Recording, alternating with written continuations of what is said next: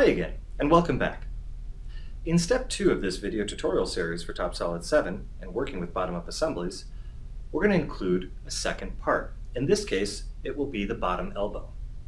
Now, when we include the bottom elbow, we'll have to also introduce you to adding your first assembly constraints. In this case, we'll review axis on axis and plane on plane. Now we're going to include the bottom elbow part. To do this, we'll go to our parts folder and we'll go find bottom elbow in the list. Again, you'll use the simple drag and drop method to include this into the assembly. Now, when you do, you'll notice that your component was included into the positioning group of the previous component. The way you know this is because it says positioning 1 up here.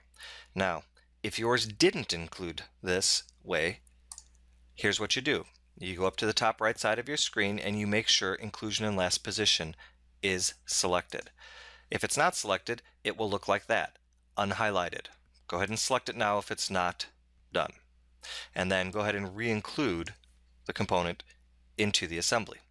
The reason you want to include these components into the previous positioning group is because as we go through this assembly, we're going to use dynamic assembly positioning in order to test our assembly. And the only way you can do this is if they're all part of the same group. Now from here, we're going to start adding some simple constraints. Up here at the top of the screen in your Assembly tab, you'll notice that there are a lot of different constraint types that are supported within TopSolid. To begin with, we're going to use one of the more automated ways of working called constraint. And if you look at this icon, you'll notice there's a little magic wand there. Simply put, the magic wand is a type of wizard. It's going to try to interpret the best type of constraint to add based on what you've selected. Let's have our first look.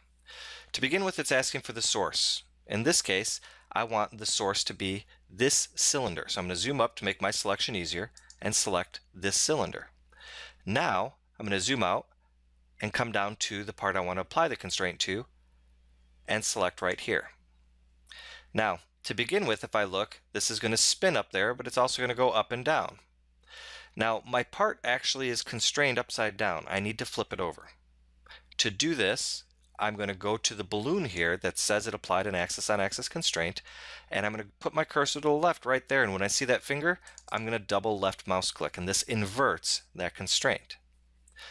Next, I'm going to rotate the view, and I'll select the bottom face of my part, and I'm going to select then the top face of that part. And like that, the wizard applied a plane on plane constraint. From here, I'll go ahead and hit the X to get out of constraint. And now if I left click and hold, I can test this. And this is exactly what I want. I want this to be able to pivot about that axis. Perfect. Like that, I can validate positioning 1 and perhaps save my work.